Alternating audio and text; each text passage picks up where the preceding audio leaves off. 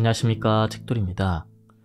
오늘은 지난 시간에 이어서 다이어트 불변의 법칙 2 세 번째 시간을 가지도록 하겠습니다. 바로 본문을 보겠습니다. 일주일간의 테스트가 끝난 뒤 바바라는 놀랍도록 높아진 에너지 수치에 깜짝 놀랐습니다. 7일 동안 아침에 과일과 과일 주스를 먹은 뒤 그녀는 완전히 달라졌습니다. 뱃살이 들어가고 잦은 기침도 사라졌습니다. 그녀는 자신의 성공을 바탕으로 남편에게 한번 시도해보라고 했습니다. 그녀의 간청에도 남편은 귀를 기울이지 않았습니다. 남편은 아내의 변화에 진심으로 기뻐했지만 든든한 아침 식사는 포기하기 쉽지 않았습니다. 일주일 동안의 변화에 고무된 바바라는 점심과 저녁에도 살아있는 음식을 먹기 시작했습니다. 그녀의 삶은 변화했습니다. 그녀는 수년 동안 씨름했던 체중과의 전쟁에서 승리를 해서 3달 동안 10kg을 감량했습니다. 그녀의 에너지는 최고조에 달했고 가끔 겪던 작은 통증들도 사라졌습니다. 피부는 아이처럼 맑아졌고 머리카락은 더욱 윤기가 났으며 손톱은 더 튼튼해졌습니다. 음식이 바뀌면 영원히 바뀐다라는 명제를 실천으로 증명해냈습니다. 성격도 밝고 긍정적으로 변했던 것이죠.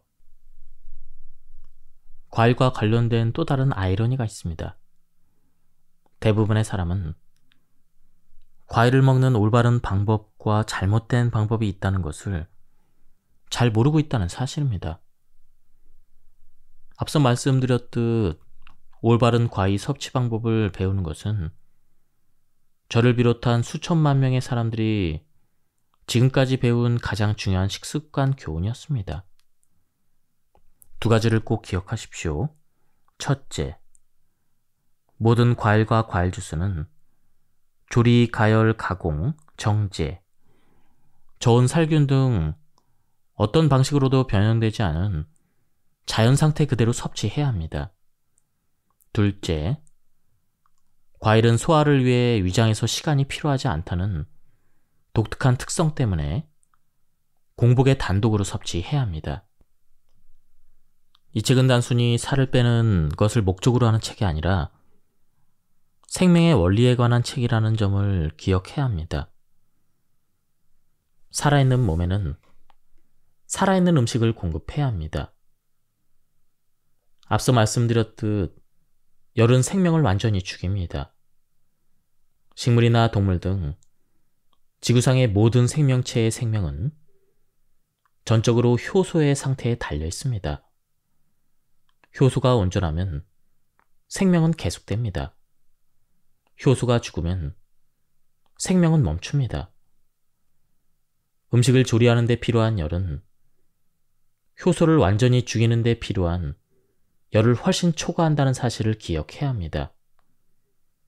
조리하거나 가열한 과일을 먹거나 시중의 상업용 과일 주스를 마시면 효소의 가치가 없어질 뿐 아니라 오히려 몸에 해롭습니다.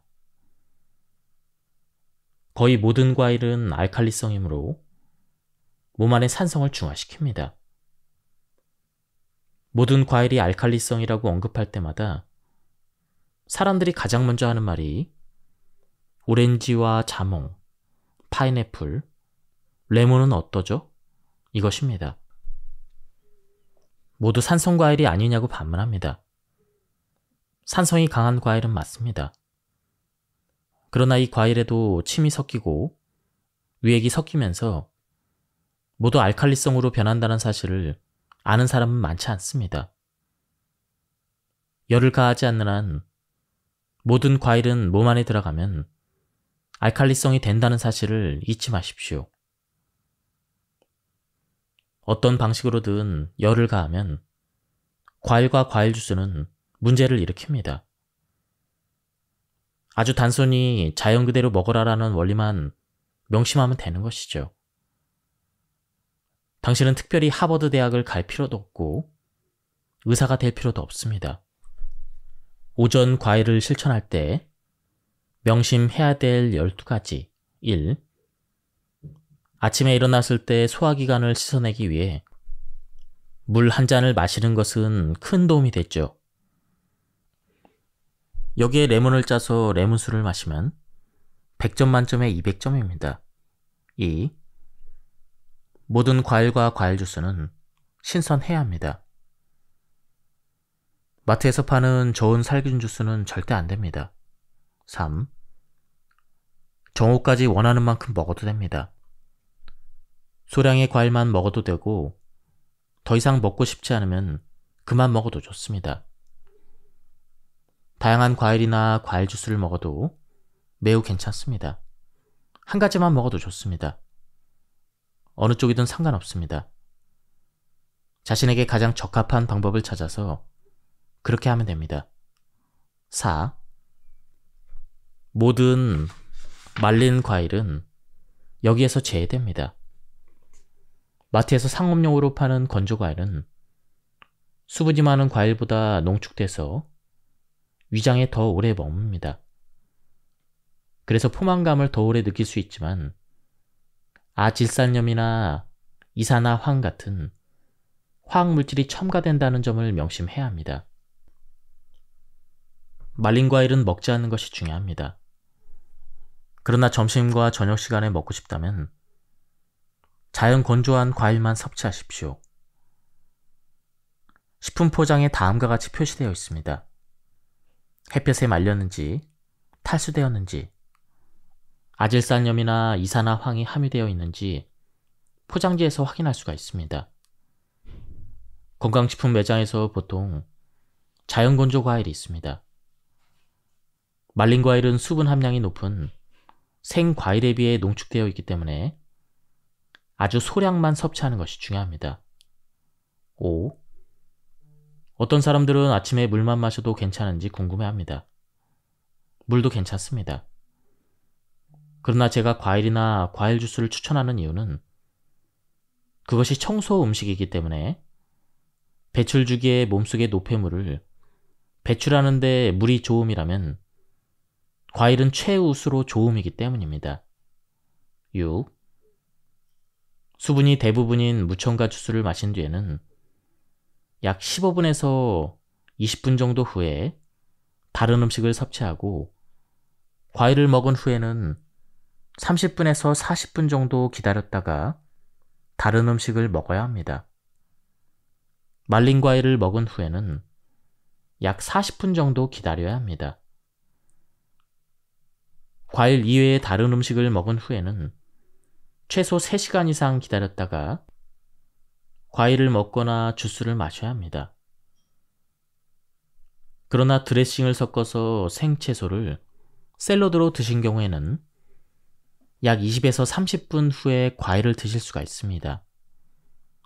간식으로 또는 자기 전에 과일을 드시려면 최소 3시간, 샐러드를 드신 뒤 1시간 30분에서 2시간 지난 후에 드셔야 합니다. 쉐이크도 추천합니다. 냉동과일을 믹서에 넣어서 만들 수가 있습니다. 맛있는 쉐이크가 완성됩니다. 쉐이크의 농도는 사용하는 냉동과일의 양에 따라 달라집니다. 사람들은 상온의 바나나를 좋아하는데 이는 취향의 문제일 뿐입니다. 쉐이크로 만들 때는 냉동과일도 괜찮습니다. 아이들이 특히 좋아합니다. 저는 이런 간식을 먹지 않는 날이 거의 없습니다. 7. 주스를 마실 때는 꿀꺽 삼키지 않는 것이 매우 중요합니다. 천천히 마셔야 합니다. 오렌지 주스를 한 잔 2번에 걸쳐 크게 마시는 것은 건강에 좋지 않으며 위장을 상하게 할 수도 있습니다. 한 입에 한 모금씩 드시고 입안에서 한번 휘 저어서 침과 섞은 다음 삼켜야 합니다. 저는 항상 주스를 씹듯이 마시라고 강조합니다. 8. 난 12시 이후에 주스를 계속 마셔도 괜찮은지 아니면 12시부터 다른 음식을 먹어야 하는지에 대한 질문을 많이 받았습니다. 저는 항상 야생동물들은 배부르면 먹지 않습니다 라고 강조합니다. 야생의 호랑이도 배가 부르면 잡은 토끼와 장난을 칠 뿐 먹지 않습니다. 허기를 양념으로 삼기를 바랍니다. 배가 고프지 않다면 다른 음식을 먹을 필요는 없습니다. 저를 포함한 많은 사람들이 저녁 식사 때까지 과일과 과일 주스만 먹는 경우가 많습니다. 때로는 과일 외에 음식을 먹고 싶지 않을 때도 있기 때문이죠. 배가 고프지 않은데 때가 되니 꼭 먹어야 한다고 생각하는 것은 상업 자본주의의 잘못된 교육 때문입니다. 이렇게 하다 보면 하루 종일 과일과 과일 주스만 먹는 날도 있는데요. 그런 날에는 정말 에너지가 넘치는 날입니다. 시간이 지나면 저절로 알게 될 것입니다. 지금은 난 12시까지 과일을 섭취하는 데 집중하고 나머지는 자연스럽게 익숙해지도록 노력하시면 됩니다. 10. 어떤 사람들은 과일을 먹고 싶지만 조금만 먹어도 배가 아프고 설사를 한다고 합니다. 노폐물 청소를 전문으로 하는 과일은 입구에서부터 외면받습니다.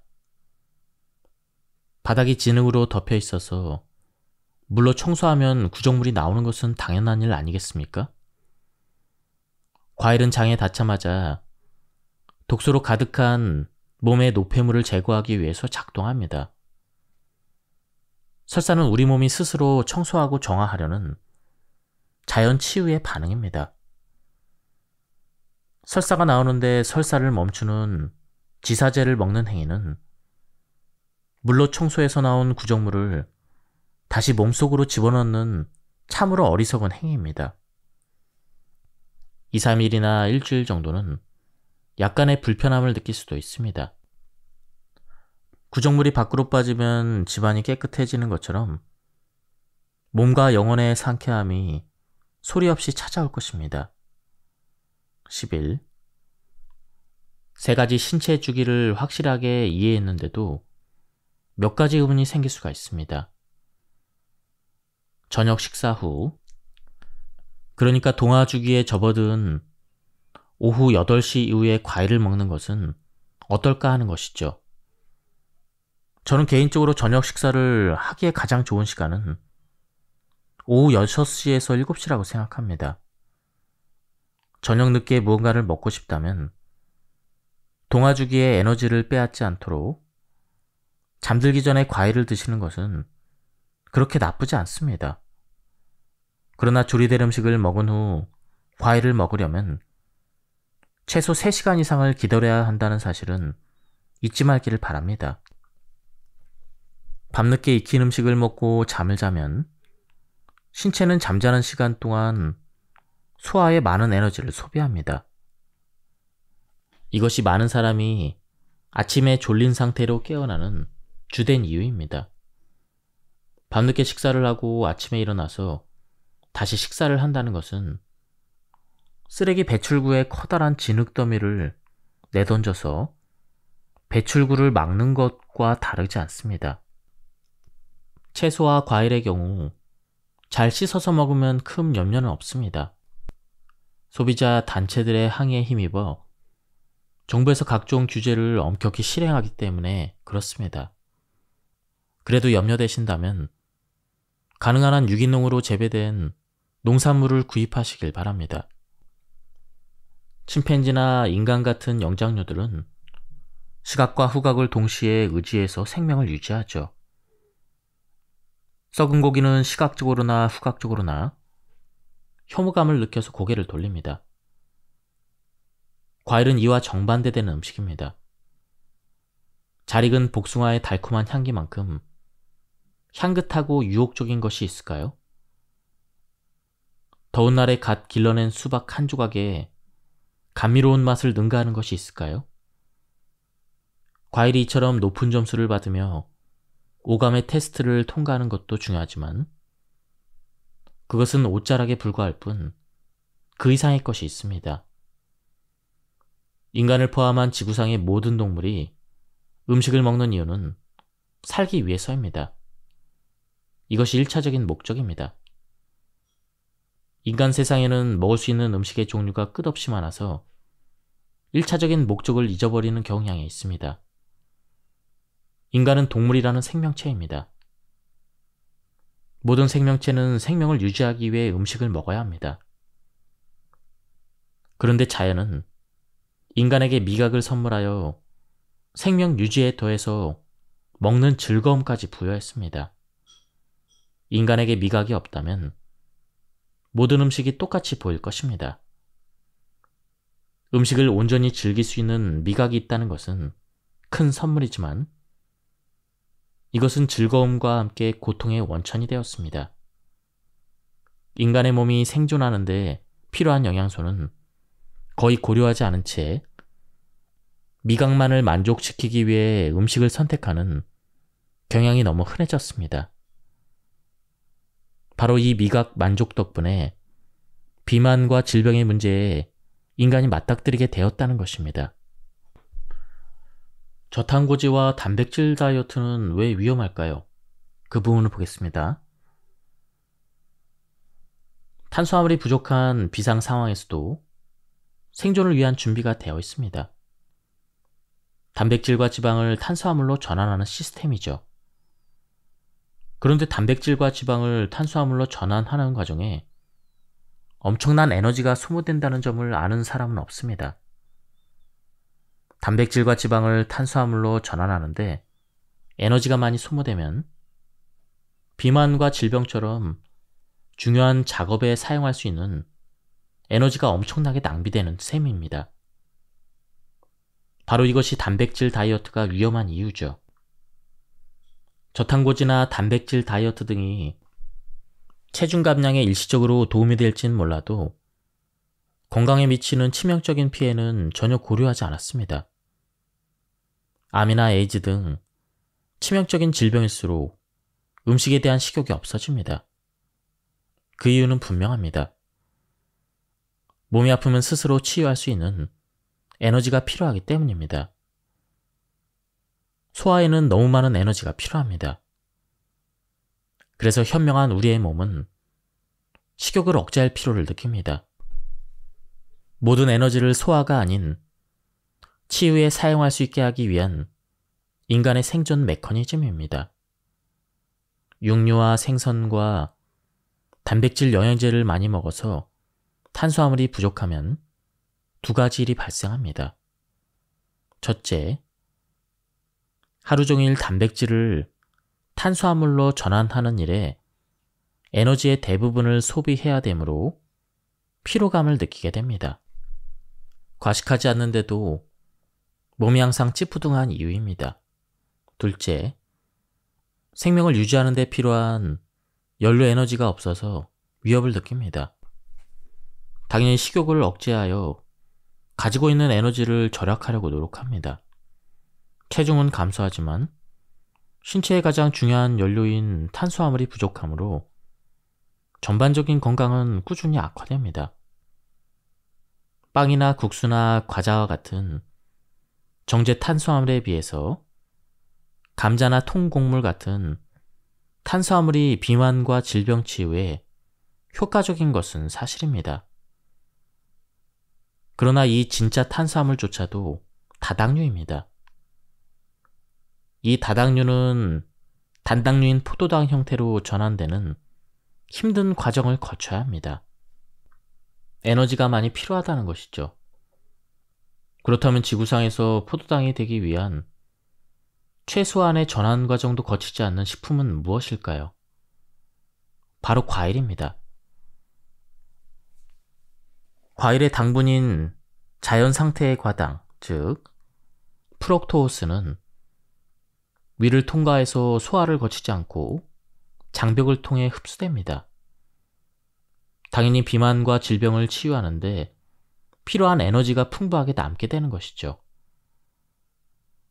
과일은 분해하는 데 에너지가 전혀 필요하지 않을 뿐 아니라 현존하는 그 어떤 식품보다도 빠르고 효율적으로 에너지를 사용할 수 있게 해주는 음식입니다. 모든 음식은 소화를 위해 위장에서 많은 시간이 필요합니다. 그러나 과일은 불과 30분 만에 소화를 마치고 위를 떠나는 독보적인 존재입니다. 사과 3개를 먹은 뒤 마라톤을 뛸 수 있지만 고기나 빵 1kg을 먹은 뒤 마라톤은커녕 30분 걷기도 힘들어서 헉헉거리는 것은 바로 이런 이유 때문입니다. 음식이 위를 더 빠르게 통과할수록 좋은 음식이라는 점을 명심하십시오. 당신은 생일이나 명절에 과식해서 몸이 찌푸둥한 경험이 있을 것입니다. 이것저것 많이 섞어 먹을수록 피곤합니다. 우리가 찬양에 맞지 않는 오후의 낮잠도 마찬가지입니다. 식사 후에 노곤함을 느끼는 이유는 위장에 있는 음식물을 처리하느라 온몸이 요동을 치기 때문입니다. 당신의 정신을 혼미하게 해서라도 소화를 완성하려는 우리의 몸의 생존 본능입니다. 당신을 기절시켜서라도, 즉 낮잠을 자게 해서라도 당신을 살려내기 위한 몸부림이라는 말입니다. 생존이 1순위이기 때문이죠. 우리는 소화에 엄청난 에너지가 든다고 생각하지 못하고 그렇게 살고 있습니다. 입에 쑤셔 넣으면 알아서 소화한 다음 소변과 대변으로 알아서 배출된다고 생각합니다. 우리 인간은 1년에 1톤씩 평생 70여 톤 이상의 음식을 소비합니다. 음식을 소비하는 데 사용되는 에너지는 평생 다른 모든 활동에 소비하는 모든 에너지를 합친 것보다 더 많다는 점을 분명히 말씀드립니다. 소화에 불필요한 에너지를 사용하지 않는 것이 비만과 질병에서 해방되는 길이라는 사실을 알기 위해 당신의 IQ가 200이 넘을 필요는 없습니다. 수십억 달러 규모의 오렌지 주스 산업은 소비자에게 오렌지 주스를 구매하고 마시도록 가능한 모든 유혹을 통해 설득하는 것으로 시작합니다. 농축액으로 만든 오렌지 주스는 저온 살균제입니다.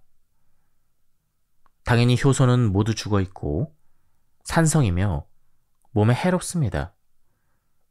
그러나 과일 주스는 오렌지가 천연의 과일 성분이고 맛도 아주 좋으며 비타민C와 각종 영양소가 얼마나 풍부한지 당신을 설득합니다.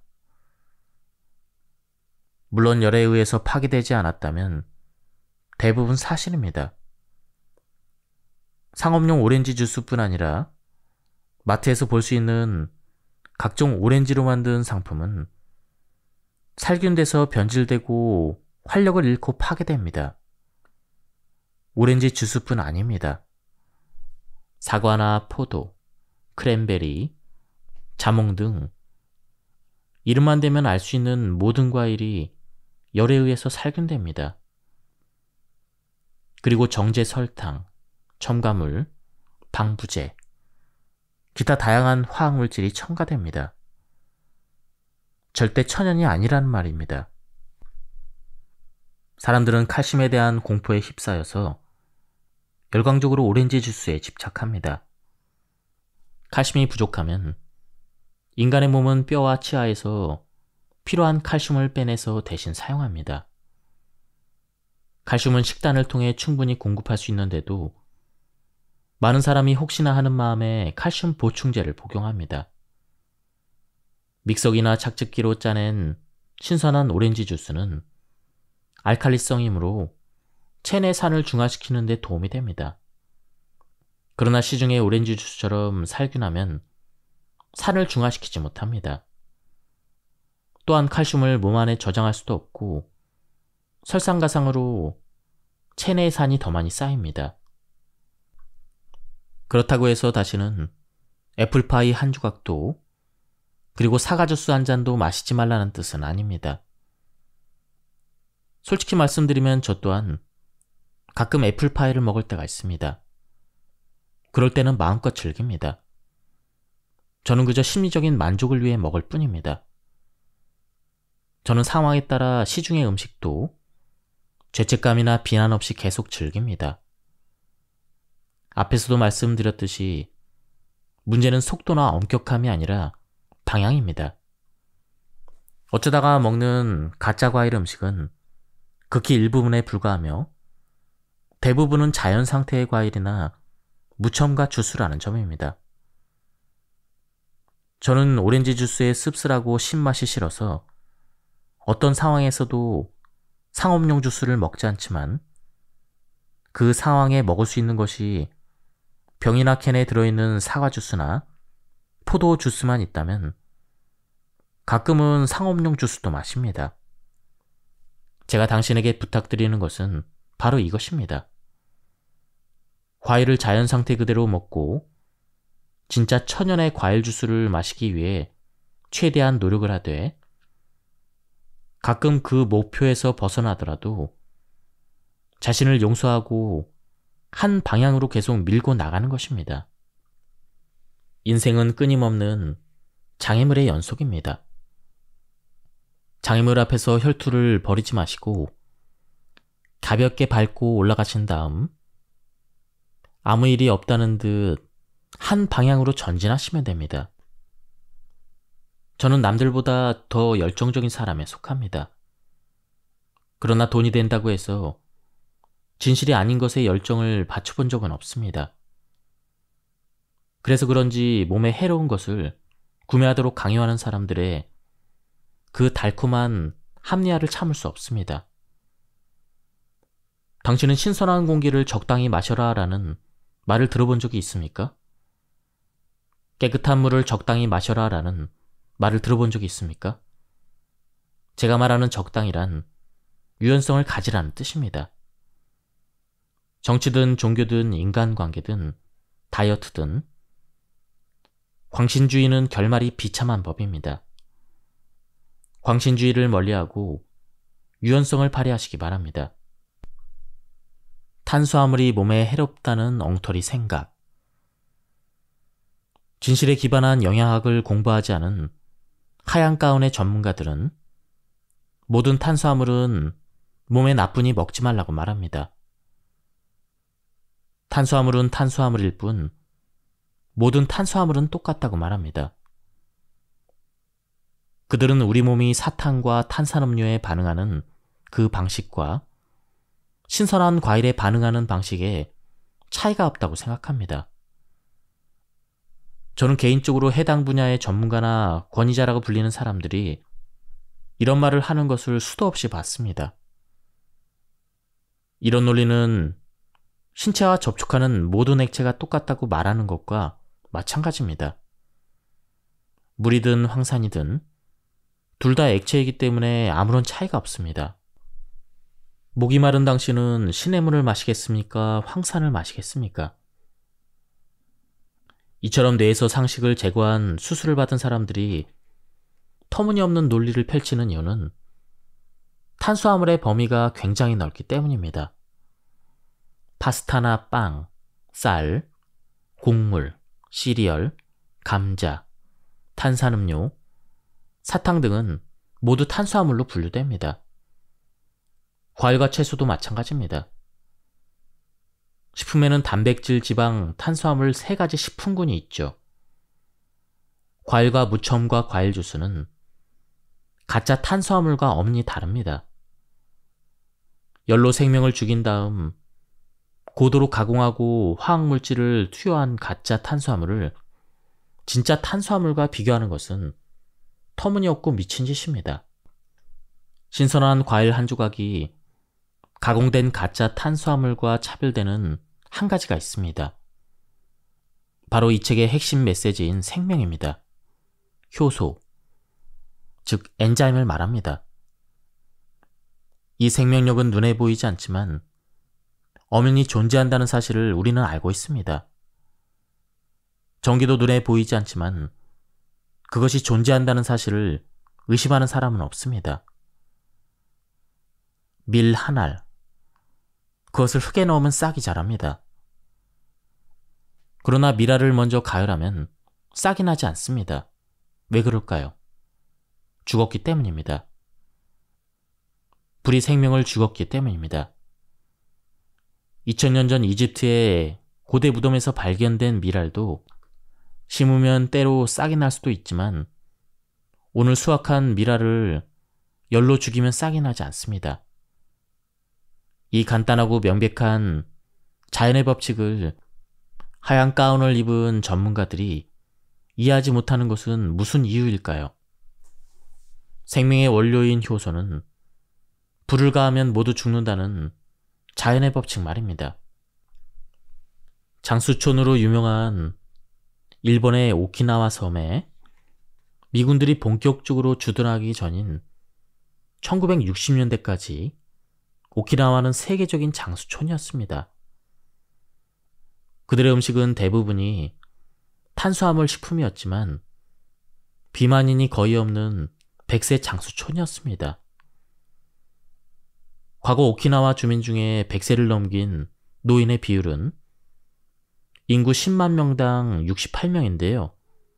이는 미국 대비 3배, 같은 일본 평균 대비 40% 이상 높은 수준이었습니다.